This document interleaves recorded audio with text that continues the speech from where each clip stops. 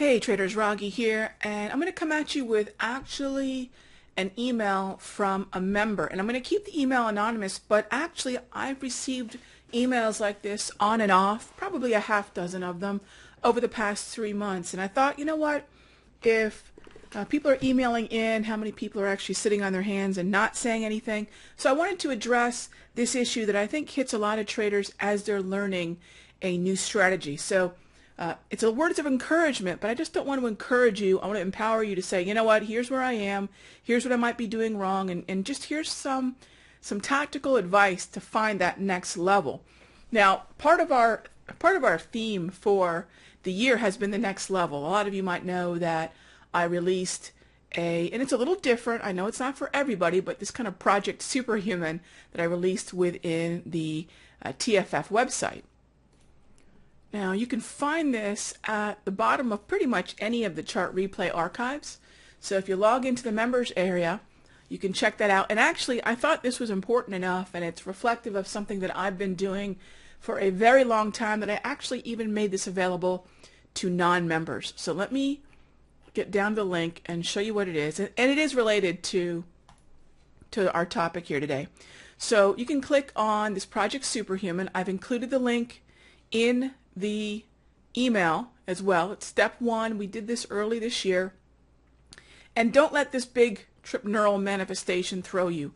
It is really about getting clear on your goals.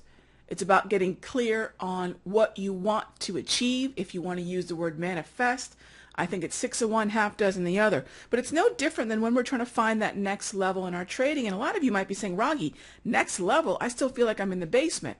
You know, I'm absorbing all the tutorials, I'm absorbing all the lessons, I'm attending all the chats. You know, I'm still trying to, you know, I'm either treading water, maybe I'm still taking some heat. You know, I just haven't found the profitable level that I want to be at. And yet, and here's the frustrating part, and I totally get it, you know, you share with us your book, you share with us your trades, and I see you're making money, but what the heck, I'm not. So let's you know, be frank and talk about it.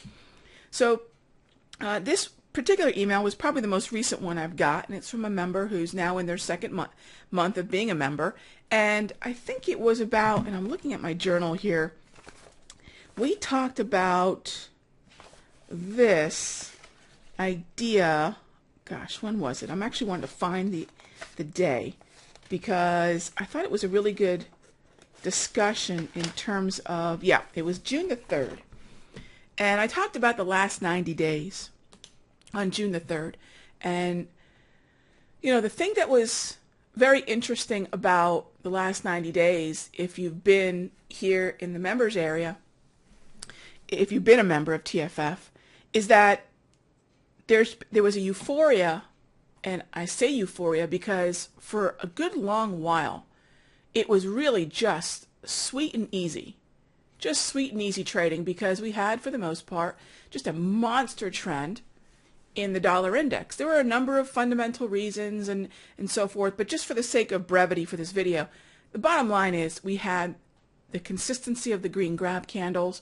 We had a 34 EMA wave trending higher at a 12 to 2 o'clock angle, and really pretty much any way you sliced or diced it, buying the US dollar just worked. It just worked. And we did that for a good long while, pretty much taking us from August, September into even, you know, February into late March. That was a series of just pretty easy months where, as long as we were patient and did not buy recklessly into higher highs in the dollar, but waited for those pullbacks or waited for strength on the other side of the pair, it was pretty easy just to find a trend and ride it like a champion surfer.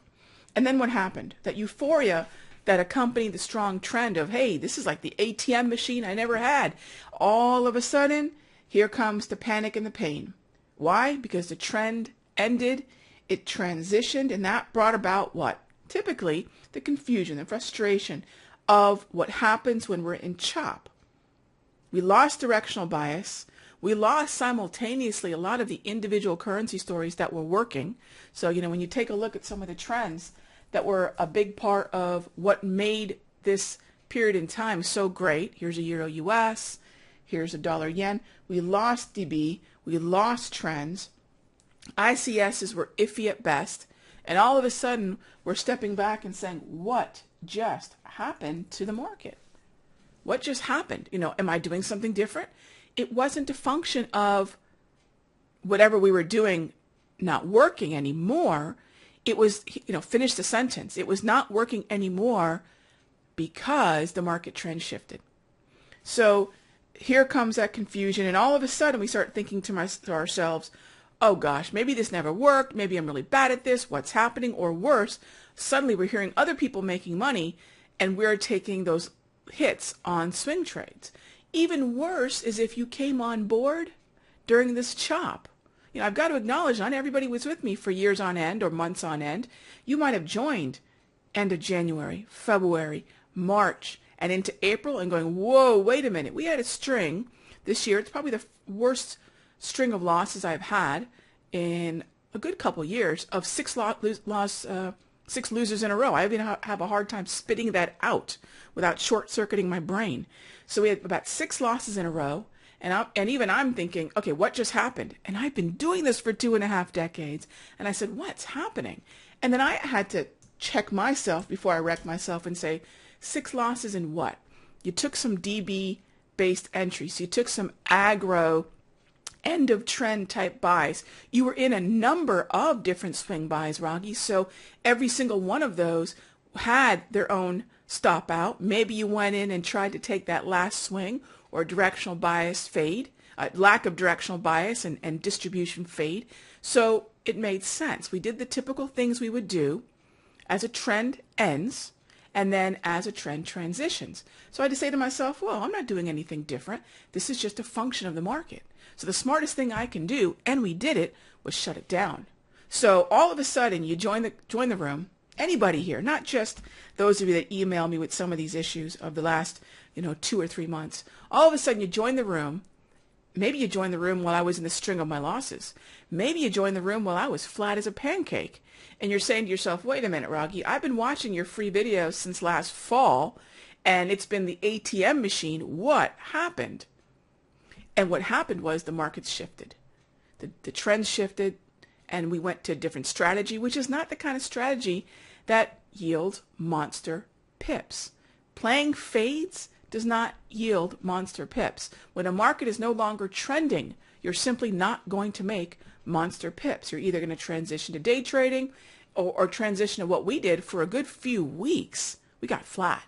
We waited for the market to right itself. We waited for the market to come back out with either reinvigorated and reorganized individual currency stories, or we simply waited for the market to, and I'm going to show you something we've been using a lot here in the chat room, and that's this heat map.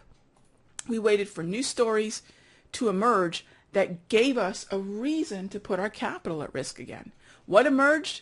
The pound strength story. What else emerged? Actually, some weakness stories are really what emerged in a great way. Weakness stories like the New Zealand dollar and the Japanese yen. So as we began to, I don't want to say make back those pips, because that's really kind of a revenge trading. But as we began to get back into the market, it wasn't with the stories that we had traded before. That's revenge trading. That's some of the most difficult things, amongst the difficult things to do as a trader. Wanting to go back into those pairs that kind of took your capital, that's the worst thing, because those aren't working. We find fresh stories, new pairs, and that's what we did. So all of a sudden, we're in Canadian dollar, Japanese yen, Aussie yen, New Zealand dollar, Canadian dollar. We're selling Kiwi, we're selling yen, we're buying pound as we can, we're buying Australian dollar as we can, we're buying Canadian dollar as we can, and we're avoiding the euro and US. Who does that? We still are. So I bring you this not to pep talk you. I really don't want to do that. I mean, if you want to pep talk yourself, because you know what? Your dream life targets are probably going to be, give or take, a lot like mine. What are the things as traders, or as myself being a trader, what are things that I really covet? The things that mean the most to me are things like freedom, lifestyle, affluence, influence, security. These are things that are important to me. And give or take, I think those 5 things you might have your own in there, adventure, maybe, whatever your thing is. For me, I knew what they were. And those dream life targets are not necessarily things, gang. Although certainly, part of freedom and lifestyle and affluence and influence and security, some of that is things, sure. But we're really, what are we after? And I don't want to get all woo-woo on you, but it is something to keep in mind.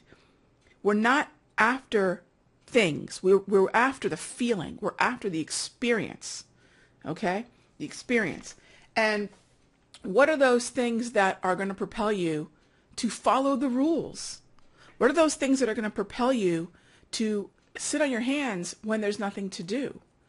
I will say inevitably, when I get these emails about traders struggling, they've typically taken trades that are outside of our spreadsheet. They've typically taken trades that are not trades we've talked about in the chat room. So I'm going to be very frank with you here, only because I care. If I didn't care, I wouldn't be this kind of tough on you. If I'm not taking the trade, ask me in the chat room why. If there's a trade that you're taking and I'm not in it, ask me to break it down, because maybe I've missed it. Sure, we're more of a think tank in the chat room. We're more sharing ideas than it's me at a podium telling you what to do. That's not the point, right? But if I give you my analysis and we're thinking, between my analysis and maybe some feedback from the tribe, you say to yourself, okay, yeah, she's right. I really shouldn't take this. Use those, we have literally dozens and dozens of different traders at different experience levels in the chat room. Use that experience. We're a team, gang. We're a community. And if you've been in the room for even a few days, you know exactly what I'm talking about. Don't be shy. Don't be mute. Speak up. Okay, we're all on the same side and we're all trying to help each other. So what I would tell you to do is go through this process. It's a very cool process. And this isn't about woo, and it's really pretty tactical. But one of the things I like is the fact that it's accompanied by music that has been proven to help put you in, if you believe it or not, more of an alpha mind state. Even if it's not an alpha mind state, it does help you focus. The music does put you, I think, in the right type of state to really reprogram what it is that you think you want, or even just get clear on what it is that you want. And so you'll see there's the one step that I've given you here. There's a second step, and with every step, there's some different exercises. All right. And then, and by the way, I didn't do this. This is a friend of mine who actually is a pharmacist and realized that pharmacy wasn't his passion. He had been a musician his entire life, and he studied so much about the healing power of music and isochronic tones and a number of these other types of really scientifically based, music-based ways to optimize the way your brain works, period. It was a big part of him. He was actually very ill for a long time, and this was one of the pieces that just got him back and healthy again, quite frankly. So this is actually his process. I've gone through it. All right. Again, it may not be for everybody, but I think it's absolutely vital that you at least give it a try. What's the worst that happens? You waste an hour of your life? That's 2 sitcoms. I'm pretty sure you'll get even more out of this process than you would 2 sitcoms. What are you trying to focus on? One, get clear on what it is that you want to create in your life. Use the word manifest, whatever you want, but get clear. Once you're clear, you're going to get much clearer on the experiences that you're looking to have. You want to be a winning trader, not an active trader. So what I will say is take a look at the spreadsheet, follow me in the chat room. I'm going to have a premium video that's going out. I know I wanted to keep this video about 15 minutes. I didn't want to take up too much time, but I'm going to have a premium video that's going to go out that's going to make it very clear as to which pairs you're watching and why. We did a lot of that this morning over the course of 2.5 hours of our live chat. But I'm going to summarize all that in about 15 or 20 minutes so you can take a look at where I am, which pairs I'm watching, and what the setups are. They'll be coordinating charts of the day where you can see all my notes and lines and levels on the chart. I'm going to then throw those setups. If I feel comfortable enough to park those conditional orders, those limit orders, they'll be in the spreadsheet. And then we'll talk about them all over again tomorrow. Follow the process, trust your fellow traders in the chat room, and I really do feel you're going to turn the corner.